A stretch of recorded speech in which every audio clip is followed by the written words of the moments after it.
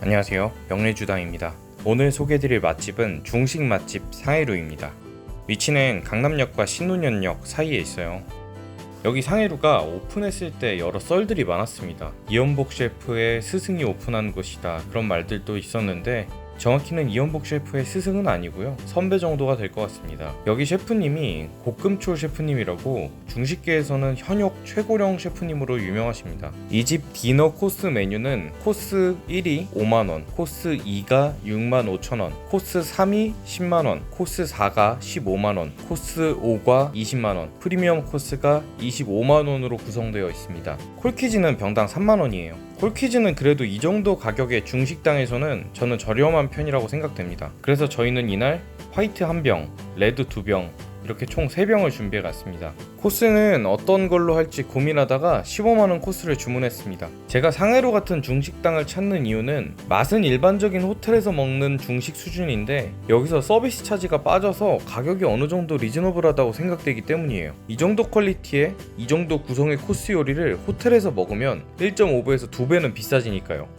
코스의 시작은 냉채입니다. 냉채 페어링 하기에는 화이트가 나을 것 같아서 화이트로 시작을 해봤습니다. 화이트는 예전에 마셨던 샤자뉴 몽라시와 같은 도메인인 와인이었는데 이게 프리미어 크루인데 살 때 당시에 가격이 괜찮더라고요. 프랑스 부르고뉴 쪽 와인이고요. 배향과 은은한 시트러스 향이 괜찮았던 와인이었습니다. 다시 음식 얘기를 해보면 원래 중식 코스의 시작이 보통 냉채로 시작을 합니다. 차가운 요리라 그런지 전복의 쫀득쫀득한 식감이 살아있고 관자랑 새우의 탱탱한 식감이 더 배가 되는 것 같아서 너무 맛있게 먹었습니다. 다음 메뉴는 제가 너무너무 사랑하는 메뉴입니다. 바로 불도장입니다. 이 불도장이 비싼 이유가 크게 두 가지인데요. 첫 번째가 시간이 오래 걸린다는 점이고요. 두 번째는 많은 음식이 들어간다는 점입니다. 지금 이 안에 보이시는 것만 해도 전복, 오골계, 해삼 등이 보이시죠? 이건 육수의 깊이가 진짜 장난이 아니에요. 정말 진한 농축액 같아요. 거의 보약을 농축한 느낌이랄까요? 이 맛이 먹으면 먹을수록 오래 살 수 있을 것 같은 맛이에요. 처음에 불도장을 주실 때 흑식초, 두반장을 같이 주시는데 드시다가 섞어 먹어도 색다른 맛이 나서 좋습니다. 원래 육수가 훌륭한데 감칠맛을 더하니까 그 맛이 더 배가 될 수 있는 거죠.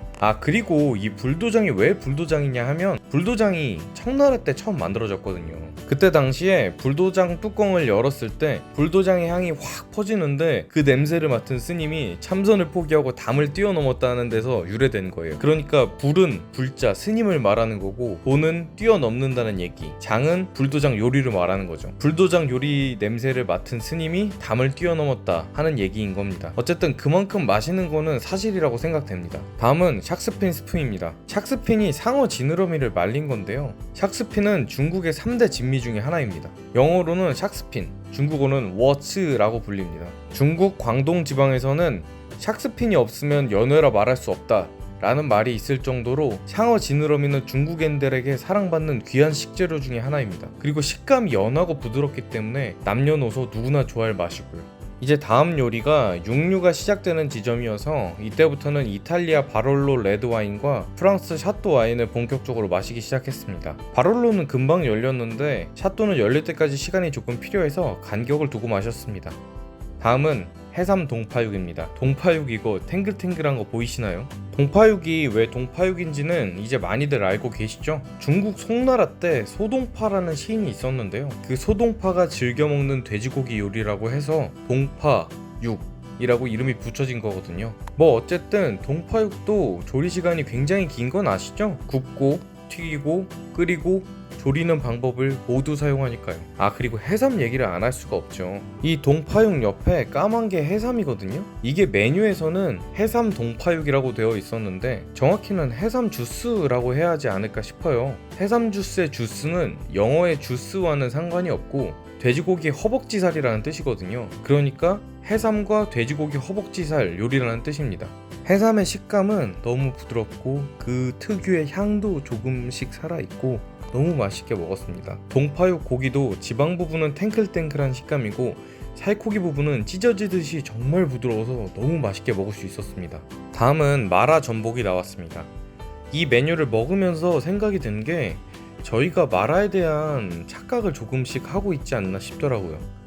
마라라는 게 절일 마, 매울 라를 써서 맵고 절인 느낌이죠. 그리고 흔히 마라라고 하면 특유의 매콤한 중식의 느낌과 향, 그리고 화한 향이 함께 올라온다고 생각을 하는데, 사실 마라 본연의 맛은 짭짤한 맛과 매콤한 향이고, 화한 느낌은 사실 화자오라는 중국 호추에서 나오는 거거든요. 이 메뉴는 화자오의 느낌이 강조되지 않아서 담백한 마라의 느낌을 즐기면서 동시에 전복의 식감과 본연의 맛도 함께 즐길 수 있어서 정말 맛있게 먹었습니다. 다음으로 자연산 송이 소고기가 나왔습니다. 이 메뉴는 조금 아쉬웠던 게 자연산 송이는 정말 훌륭했거든요. 역시 자연산 송이답게 그 향이 너무 좋더라고요. 제가 초등학생 때 아버지께서 사오신 자연산 송이 3개를 손으로 찢어서 라면에 넣어 먹었다 혼난 기억이 나네요. 그때부터 버섯을 좋아했던 것 같은데, 어쨌든 자연산 송이는 정말 훌륭했습니다. 근데 아쉬웠던 게 소고기가 너무 많이 익었더라고요. 거의 살짝 퍽퍽한 감이 있지 않았나 싶었습니다. 원래 소고기랑 버섯이 궁합이 좋잖아요.